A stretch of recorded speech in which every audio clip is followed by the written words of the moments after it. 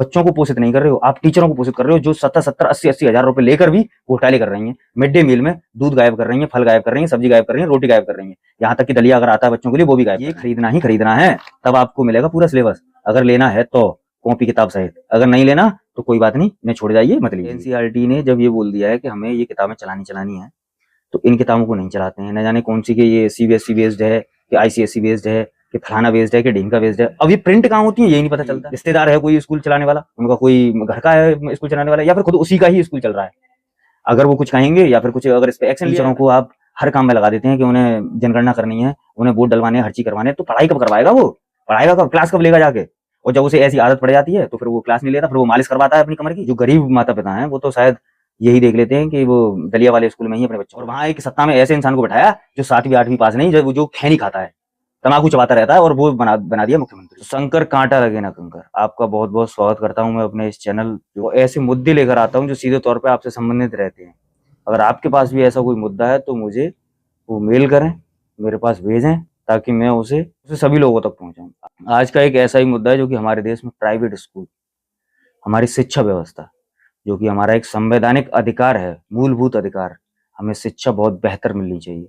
क्योंकि शिक्षा एक ऐसा माध्यम है जिससे हम नई पीढ़ी, छोटे छोटे बच्चों को बेहतर बना सकते हैं, आने वाले युवाओं को बेहतर बना सकते हैं।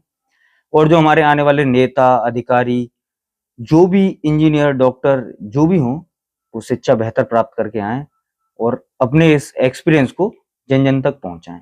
लेकिन हमारे देश में होता क्या है आज कि जो प्राइवेट स्कूल हैं, प्राइवेट स्कूल में बेहतर शिक्षा प्राप्त करने के लिए हर गार्जियन कोशिश करता है कि प्राइवेट स्कूल में पढ़ाए, लेकिन सरकारी स्कूल की तरफ क्यों रुख करना नहीं चाहते कोई भी माता पिता, फिर हमारा समाज क्यों सरकारी स्कूल या प्राइमरी स्कूल की तरफ रुख करना क्यों नहीं चाहता? सबसे बड़ा लोकतंत्र है संपूर्ण विश्व में। तो दोस्तों, जनगणना अभी हुई नहीं है, लेकिन आंकड़े कहते हैं कि 145 से 146 करोड़ की जनसंख्या है अभी हमारे पास। चाइना को हमने पीछे छोड़ दिया है जनसंख्या की दृष्टि से, लेकिन और किसी मामले में हमने चाइना को पीछे नहीं छोड़ा, ना किसी से सबक लिया।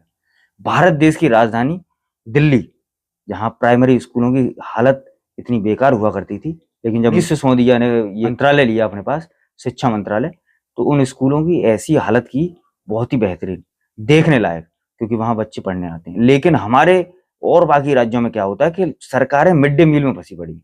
लेकिन क्यों फंसी पड़ी हैं? क्या मैं ये जानना चाहता हूं कि प्राइमरी स्कूल में आप बच्चों को बुलाकर वहां खाना खिलाते हैं, तो क्या उन्हें घर पे खाना नहीं मिल रहा है? या वो कुपोषित बच्चों को आप बुला बुला के उनको पोषित कर रहे हैं? आप कुपोषित बच्चों को पोषित नहीं कर रहे, बच्चों को पोषित नहीं कर रहे हो, आप टीचरों को पोषित कर रहे हो जो 70-70, 80-80 हजार रुपए लेकर भी घोटाले कर रही हैं। मिड डे मील में दूध गायब कर रही हैं, फल गायब कर रही हैं, सब्जी गायब कर रही हैं, रोटी गायब कर रही हैं, यहाँ तक कि दलिया अगर आता है बच्चों के लिए वो भी गायब कर रही हैं। तो आप घोटाले को और प्रोत्साहन दे रहे हैं, आप भ्रष्टाचार को और प्रोत्साहन दे रहे हैं। हर राज्य की कंडीशन है ये, भारत देश की आज। अगर आप आज मुद्दे की अगर बात कर रहे हैं, हम जो शिक्षा का जो एक बहुत ही बड़ा मुद्दा है, अगर इस मुद्दे पर बात लेकर चलें तो नेपाल को उठाकर देख लें आप। बालन शाह की अभी सरकार बनी हुई है, लेकिन उसने क्या कहा? उन्होंने कहा है कि पूरे नेपाल में 7 राज्य हैं, लेकिन पूरे नेपाल में अगर कोई भी सरकारी स्कूल है तो वो सरकारी स्कूल में हर नेता, हर सरकारी अफसर, हर अधिकारी, हर फौजी या किसी भी कोई भी कैसा भी बिजनेसमैन हो या व्यापारी हो, हर किसी के बच्चे सरकारी स्कूल में ही पढ़ेंगे। प्राइवेट स्कूल ज्यादातर बंद कर दिए गए हैं, और प्राइवेट स्कूल जो ऐसे जो विदेशी नाम अपने रखा करते थे, विदेशी, जैसे सेंट फ्रांसिस या सेंट जॉन या फिदेलिस या कुछ भी फलाने फलाने, तो ये सब नाम सख्ती तौर पे बंद करने के लिए कहा गया है सरकार के द्वारा। लेकिन हमारे देश में क्या होता है कि व्यापारियों को घुस करना होता है, जो ऐसे जो हमें फंड करें, जो हमें घोटाले में मदद करें, उनको मदद करने के लिए और आगे बढ़ाया जाता है। आप देख रहे हैं तमाम ऐसे उदाहरण हैं कि मुकेश अंबानी का स्कूल चल रहा है और हजारों ऐसे लोग हैं जिनके स्कूल चल रहे हैं। उनकी फीस कितनी रहती है? देखते हैं कि उत्तर प्रदेश में ज्यादातर खस्ता हालत रहती है, क्योंकि सबसे बड़ा प्रदेश हुआ करता था हमारा उत्तर प्रदेश। जब से विभाजन हुआ उत्तराखंड का, तो इसमें जो प्राथमिक विद्यालय हैं तो वो भी बहुत ज्यादा हैं, और जितने भी पढ़ाई का स्तर है, जितना भी पढ़ाई का स्तर है, छोटे छोटे बच्चों की पढ़ाई, जो कि हमारी बुनियाद हैं, छोटे छोटे बच्चे ही बड़े होकर हमारे देश की एक नई पीढ़ी बनते हैं, युवा बनते हैं। वो उनकी इच्छा हो तो वो नेता बनते हैं, कोई डॉक्टर बनता है, कोई इंजीनियर बनता है, कोई कुछ बनता है, कोई व्यापारी बनता है, कोई एक्टर बनता है। लेकिन जब वही पढ़े लिखे ना हो तो ऐसा हाल होता है जैसे आज बिहार में है। बिहार में मैं जानना चाहता हूं कि ऐसी कौन सी आफत आ गई थी नीतीश कुमार के ऊपर कि उन्हें राज्यसभा जाना पड़ा, मुख्यमंत्री का पद छोड़कर राज्यसभा जाना पड़ा। और वहां एक सत्ता में ऐसे इंसान को बैठाया जो 7वीं 8वीं पास नहीं, जो खैनी खाता है, तम्बाकू चबाता रहता है, और वो बना दिया मुख्यमंत्री। अब मैं यहाँ किसी पार्टी को ब्लेम नहीं कर रहा हूँ, क्योंकि अगर पार्टी का नाम लेते हैं तो आप आजकल देखते ही हैं कि तमाम उनके नुमाइंदे खड़े हो जाते हैं, तमाम उनके लोग खड़े हो जाते हैं। आजकल ये आया भी है कि अगर कोई खिलाफ बोलता है तो उसका अकाउंट डिलीट करो या फिर कुछ भी करो, लेकिन उसे बोलने मत दो। यहाँ बात चल रही है सरकार की। सरकार का ध्येय क्या होना चाहिए कि जनता तक जो सुविधाएं बनाई गई हैं वो जनता तक कैसे पहुंचे, वो सारी जनताओं तक इम्प्लीमेंट कैसे हो कि वो पॉलिसीज पहुंचे वहां तक। ये सरकार को मॉनिटरिंग बहुत बेहतर करनी चाहिए, लेकिन यही हमारे देश में नहीं होता है। प्राइवेट स्कूलों ने इतनी मनमानी कर रखी है कि आप आजकल जो माता पिता हैं मध्यम वर्गीय, उनकी कमर तोड़ के रख दी है। और गरीब माता पिता हैं वो तो शायद यही देख लेते हैं कि वो दलिया वाले स्कूल में ही अपने बच्चों को डालना है। अब दलिया वाले स्कूल क्या होते हैं कि जहाँ मिड डे मील मिलता है। अब ये मिड डे मील का चलन न जाने क्यों और क्या आवश्यकता ऐसी पड़ी जो आपको चलाना पड़ा। क्या आपके पास मकानों की गिनती नहीं, क्या आपके पास जनसंख्या पता नहीं आपको, हमारे पास प्रदेश में कितनी जनसंख्या है, बच्चों की कितनी है, छोटे छोटे बच्चों की कितनी है, तो क्या आप घर पे नहीं भिजवा सकते हैं? टीचरों को आप हर काम में लगा देते हैं कि उन्हें जनगणना करनी है, उन्हें वोट डलवाने, हर चीज करवाने, तो पढ़ाई कब करवाएगा वो? पढ़ाएगा कब? क्लास कब लेगा जाके? और जब उसे ऐसी आदत पड़ जाती है तो फिर वो क्लास नहीं लेता, फिर वो मालिश करवाता है अपनी कमर की। कोई चुटिया पकड़ के लड़ाई करते हैं, कोई रील देखते हैं वहां पे मोबाइल में बैठ के। बच्चों से कोई लेना देना नहीं। बच्चों को बुलाते हैं गाँव में बच्चों को, तो वो मिड डे मील के बहाने लेकर आते हैं बच्चों को कि खाना खाइए, आइए दलिया खाइए, दूध पीजिए और चले जाइए यहाँ से। कोई लेना देना नहीं शिक्षा से। शायद बहुत ही कम ऐसे स्कूल हैं, एक ऐसे भी हैं जो बहुत बेहतर हैं, जो अपने बच्चों पे ध्यान देते हैं, लेकिन ज्यादातर संख्या ऐसी ही होती जा रही है 420 की। भ्रष्टाचार की आदत होती जा रही है, करप्शन हमारे देश में बहुत फल फूल रहा है। तो एक ऐसा ही मुद्दा जो शिक्षा का मैं आपके सामने लेकर आया हूँ, एक उन्हीं में से स्कूल है। एक देख रहे हैं आपके ये वीडियो मैं बना रहा हूँ क्योंकि मुझे किसी ने बोला कि इसके ऊपर भी वीडियो बनाइए, देख रहे होंगे आप, अच्छे से देखें। हेरिटेज स्कूल है। अब इसने क्या किया है कि अपनी किताब कॉपी, अब ये इनका ये नहीं पता रहता कि किस बोर्ड से या फिर कौन से पैटर्न से ये पढ़ाते हैं।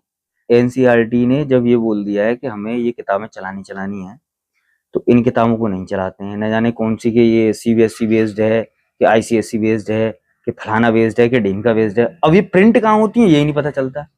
एक और है इन्हीं में मैप, नेशनल एजुकेशन पॉलिसी 2020 के अंतर्गत, मतलब ये यहाँ प्रिंट की हुई है या वहां ये छपती कहाँ है ये पता नहीं, लेकिन आ जाती है दुकान पर। दुकान वाले का कमीशन सेट हो जाता है स्कूल वालों से। और स्कूल वाले क्या कहते हैं कि आपकी प्रतिबद्धता है कि आपको ये खरीदना ही खरीदना है, तब आपको मिलेगा पूरा सिलेबस। अगर लेना है तो कॉपी किताब सहित, अगर नहीं लेना तो कोई बात नहीं, इन्हें छोड़ जाइए, मत लीजिए। अब बेचारे माँ बापों की क्या मजबूरी बन जाती है कि कॉपी किताब लेनी है, बाहर से मिलेंगी नहीं कहीं और किसी दुकान से, क्योंकि कमीशन सेट है उसका, स्कूल के पूरे मैनेजमेंट का, जो प्रबंधक है उसका। तो अब वो क्या करते हैं कि लेनी पड़ती है मजबूरी से। अब देखें ये क्या मतलब फिजूल का जो खर्चा है ये क्यों क्यों सिर पर डाला जाता है। 30-40 हजार रुपए आप ले रहे हैं साल के, जैसे जैसे बड़ा होता जाता है 70-80 पहुंच जाते हैं। उसके ऊपर फिर आप कॉपी किताबों में भी नहीं छोड़ते। जब कभी टूर ले जाना हो या और कुछ ले जाना हो तब आप उनसे ऐंठ लेते हैं पैसे। तो ये मनमानी क्यों? क्योंकि हम पनपने दे रहे हैं। जनता तो जब तक सरकार का सहयोग नहीं मिलेगा जनता कुछ नहीं कर सकती। जनता खुद सरकार बनाती है, लेकिन जनता हमारे देश की ऐसी सोई पड़ी है कि जैसे कि सरकार ने जनता को कब्जे में कर रखा है। अब सरकार क्या है कि सरकार कुछ नहीं सोचती, चाहे उसके भविष्य आने वाली पीढ़ी चाहे अंधकार में चली जाए, उसे कोई लेना देना नहीं। उसे घोटाले, उसे भ्रष्टाचार, उसे बस इधर उधर की चीजों में ही फायदा दिखाई देता है। क्योंकि वो इस वजह से नहीं बोलते कि जिले के स्तर पे जो उनके विधायक, जो जिले के स्तर पे उनके एमपीज बैठे हुए हैं, उनकी रिश्तेदार है कोई स्कूल चलाने वाला, उनका कोई घर का है स्कूल चलाने वाला, या फिर खुद उसी का ही स्कूल चल रहा है। अगर वो कुछ कहेंगे या फिर कुछ अगर इस पे एक्शन लिया जाता है तो वो नाराज होंगे। जब वो नाराज होंगे तो कुर्सी उनकी डगमगाएगी।